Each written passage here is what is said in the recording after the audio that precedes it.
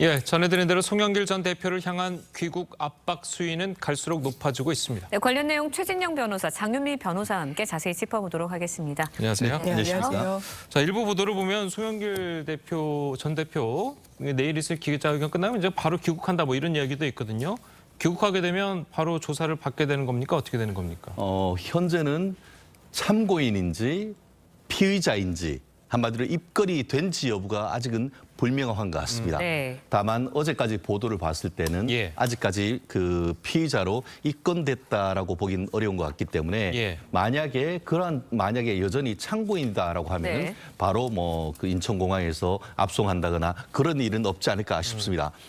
다만 미루어 짐작컨대 정말 한국으로 바로 귀국한다라고 한다고 하면은 그것은 이미 송영길 전 대표가 변호인을 선임해서 검찰과 출석이나 이런 부분에 대해서 사실상 물밑에서 조율하고 있을 가능성도 있고 나아가 방어권도 보장을 해야 되기 때문에 송영길 대표에 대해서도 변호인을 선임해서 대응을 할 수 있는 시간을 주는 그런 전략도 필요할 것 같은데 다만 그 한국에 들어올지 여부에 대해서는 물론 현재는 귀국할 수도 있다라는 취지로 얘기를 하고 있습니다만 실질적으로 들어올지 여부에 대해서는 조금 더 그 실제로 뭐 비행기를 타는 그 순간이 돼야 최종적으로 확정될 수 있지 않을까 저는 그렇게 예측을 합니다. 네, 일단 송 전 대표는 돈봉투 의혹과 관련해서 관계없는 일이다라고 선을 긋는 입장을 계속해서 보여왔거든요. 검찰이 확실한 증거를 아무래도 보여줘야지 귀국을 하던 뭐 수사를 하던 협조를 할 것 같은데 어떻습니까? 아마 상당 부분 증거 확보했을 걸로 보입니다. 왜냐하면 이른바 이정근 녹취 파일이란 건 재작년 말에 검찰이 압수를 한 상황이었고요. 3만 개라고 지칭되고 있지만 유의미한 거, 이 본건과 관련된 부분은 한 2천 개로 추려진다고 알려지고 있습니다. 그렇다면 거기에 대한 분석을 완료한 뒤에 아무래도 전직이긴 하지만 당대표였기 때문에 이 소환을 시기를 좀 조율을 할 테지만 이런 물증들 그리고 강내구 회장 지금 영장 발부 여부가 조만간 이 관련돼서 나오지 않겠습니까?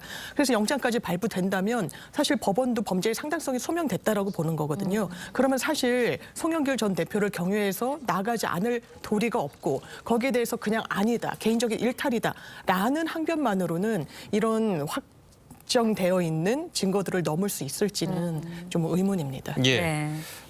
송 전 대표가 지금 뭐 피의자 신분인지 참고인 신분인지는 밝혀지지 않았다고 하셨는데 만약에 피의자 신분이라면 송영길 전 대표를 파리에서 강제 구인할 수가 있습니까? 어떻습니까? 사실 뭐 사법 주권이라는 것은 이제 주권 영역 내에 있는 부분이기 때문에 한국이 사람이 프랑스의 그 검찰이 프랑스에 가서 강제로 압송할 수는 없는 것이죠.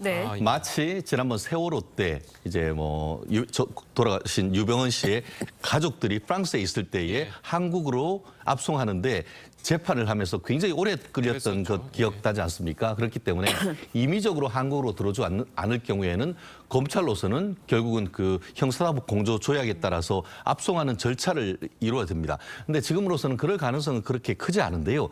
다만 그렇다고 하면은 그 송영길 그 전 대표가 왜 한국으로 조기 귀국하겠다라는 의사를 밝혔을까에 대해서 우리가 생각해 보면은 결국 그것은 구속영장 청구에 대한 대비책이다. 이렇게 얘기할 수 있을 것 같습니다. 만약에 외국에 계속 있으면서 한국에 들어오라고 하는 요청이 있음에도 불구하고 귀국을 거부할 경우 그것은 결국 구속영장 청구 내지 발부의 어떤 요건 중에 하나인 증거인멸 우려 내지 도주 우려 이 부분과 관련될 수 있기 때문에 이 송영길 전 대표 입장에서는 최대한 한국에 와서 나는 진실을 밝히려고 했는데 도주 우려가 있느냐? 증거인멸 우려가 있느냐라고 하면서 나에게 구속영장을 청구할 필요성도 없고 구속영장을 청구한다 하더라도 영장을 기각해달라는 이런 고육지책이나 그런 측면에서 본다고 하면은 말씀드린 것처럼 뭐 본인 스스로 본인도 변호사이십니다. 그리고 또 주위에 있는 변호인을 선임을 해서 이미 어떤 그 형사사법 절차에 대해서 적극적으로 대응하고 있을 가능성이 매우 높은 그런 흐름이 읽히는 것 같습니다. 말씀처럼 본인이 조기 귀국을 이야기했다는 거는 검찰이 소환 통보를 한 거라고 봐야 되나요? 어떻습니까? 내부적으로 그런 부분에 대해서 이미 지금 그 검찰 같은 경우에는 어떤 입장이냐 하면은 지금 그 이재명 대표가 검찰에 수사를 의뢰하면서 신속하게 그 수사를 해달라라고 얘기를 하고 있기 때문에 네. 검찰로서도 이 민주당 측에서 적극적으로 협조를 할 것이다 이렇게 얘기를 하면서 한국에 들어오면 어떻게 할 것이냐에 대한 가정적 상황에 대해서는 우리가 뭐라고 단정적으로 얘기할 수 없다 이렇게 얘기하고 있는데요.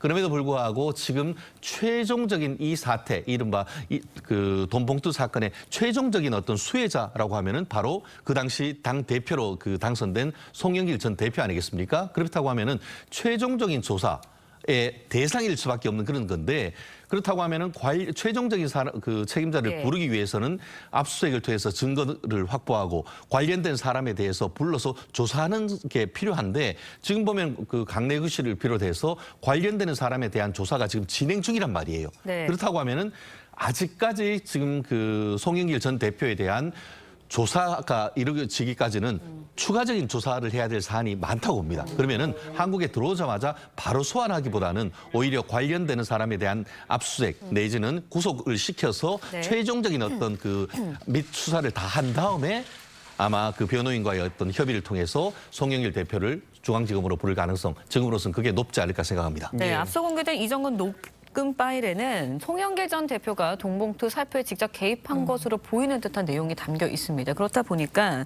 송 전 대표가 이 부분에 대해서 어떤 네.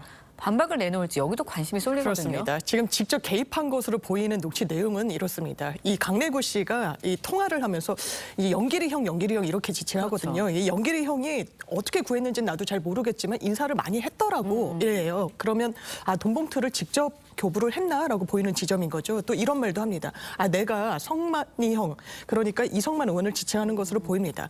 준비해 준 걸 갖고 인사 제대로 했습니다라고 했더니 아 잘했네라고 이야기해줬다. 그렇다면 이게 증거법상으로는요. 송영길이 나에게 그렇게 이야기했다라는 전문 증거인 겁니다. 그러면 원래 그 말을 했다라고 녹취에도 담겨져 있는 송영길 전 대표가 나 그런 말 한 적이 없다라고 하면 증거 능력 자체는 부여받지 못하게 되는데요. 다만 그렇다고 해서 아예 유죄 입증이 되지 않는 것이냐 그렇진 않습니다. 지금 돈을 받았다는 사람들이 불특정이지만 다수로 보이고요. 예. 이 돈의 흐름을 쫓다가 뭔가 하나라도 돈을 실제로 주고 받았구나라고 보여진다면 그걸 단초로 당연히 타고 넘어갈 수밖에 없는 부분이 있고 유죄의 어떤 판단 근거로 검찰도 삼을 수밖에 없어서 사실 이 녹취의 일부를 그냥 부인한다라는 것으로 어떤 무죄로 나아가기는 좀 어려워 보입니다. 예. 네. 자, 뭐 대장동 사건도 그렇고 지금 이 사건도 그렇고 녹음 파일이 상당히 중요 변수로 이제 떠오르고 있는데 이게 과연 증거 능력으로 인정받느냐는 또 다른 문제잖아요. 어떻습니까? 그렇습니다. 형사소송법에 의해 가지고 기본적으로 전문 증거는 증거로 쓸 수가 없습니다. 예. 그렇지만 다 쓸 수 없다고 하면 실체 진실 발견이 안 되죠. 예. 그러다 보니까 형사소송법 310조, 313조 이런 규정에서 이와 같은 사진이나 녹음 파일의 어떤 증거 능력을 인정할 수 있는 그 규정이 있는데요. 예. 말씀드린 것처럼 사진이 있으면은 그게 조작되지 않는다고 하면은 그 당시에서 그와 같은 일이 있었다는 사실이 사실상 증명되지 않습니까? 형사소송법상으로 보면은 녹음의 목소리나 사진은 동일합니다.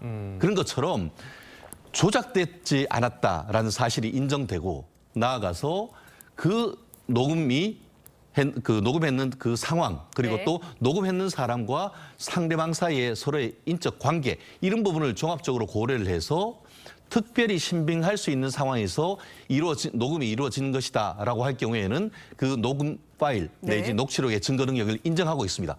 물론 가장 간단한 것은 그냥 그 송영길 대표가 내 목소리가 맞고 이 녹취록을 들어봤더니만 그때 내가 얘기하는 것이 맞아. 이렇게 하면 그 자체로 증거 능력이 인정되지만 예. 그것이 조작됐다. 아니면 뭐 의도적으로 내 말을 그 어떻게 보면 녹음하기 위해서 이렇게 그 오염시켰다. 네. 이런 얘기를 했을 때 말씀드린 것처럼 이정근 씨가 아, 그 당시에 내가 뭐 이걸만을 위해서 하는 게 아니고 그 전부터 그냥 자동 녹음을 했기 때문에 다른 녹음이나 똑같다. 그리고 녹음에 했는 그 녹취록 내용도 보면은 전혀 위조된 것이 없다. 이렇게 얘기를 하면은 법정에서는 그 녹음 파일의 증거 능력을 뭐 사실상 거의 100% 인정할 겁니다.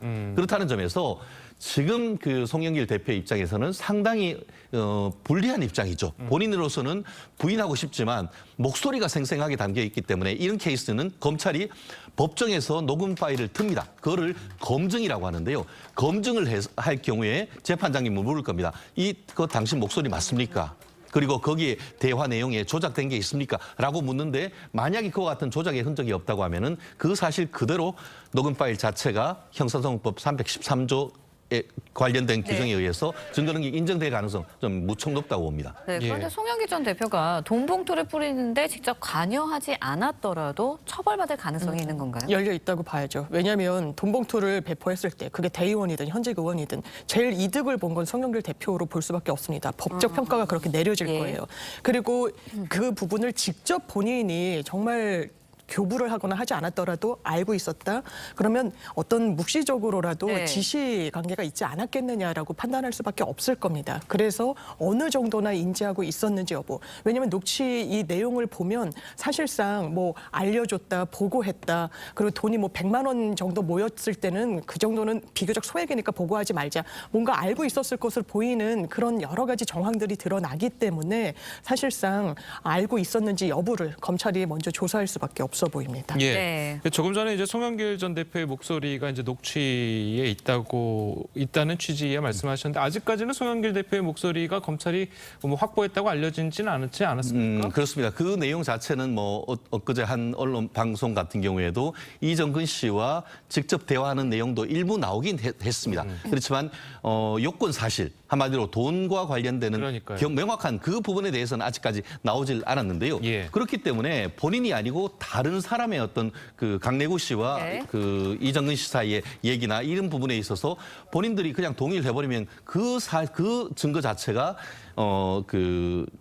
우리 송영길 전 대표에 대한 어떤 피의 사실에 대해서 유죄를 입증할 수 있는 증거 자료가 되는 것이고 본인과 관련되는 녹취록이 만약에 있다고 하면은 그에 대한 증거 능력에 대해서 본인이 부인한다 하더라도 말씀드린 것처럼 특별히 신빙할 수 있는 상황 속에서 녹음이 대화가 된 것이고 거기에 어떤 그 위조의 증거, 조작의 증거가 없다고 하면은 그 또한 본인에게 불리한 유죄의 증거로 인정될 수 있다는 그런 원론적인 말씀을 드린 겁니다. 알겠습니다. 자, 어쨌든 오늘 뭐 강내구 씨에 대한 강내구 수장공사 상임감사에 대한 구속영장 심사가 열리는데 자, 어떤 부분이 좀 쟁점이 되고 구속이 가능하다고 보십니까? 결론적으로 지금 피의 사실은 크게 2021년 그 당 대표 선거 과정에서 한 9,400만 원의 뒷돈을 줬다는 점에서 정치자금법 위반이 되고 또 그 본인이 이제 그 수자원공사 감사로 있는 동안 건설업체 대표로부터 한 300만 원 정도의 뇌물을 받았다라고 하는데요.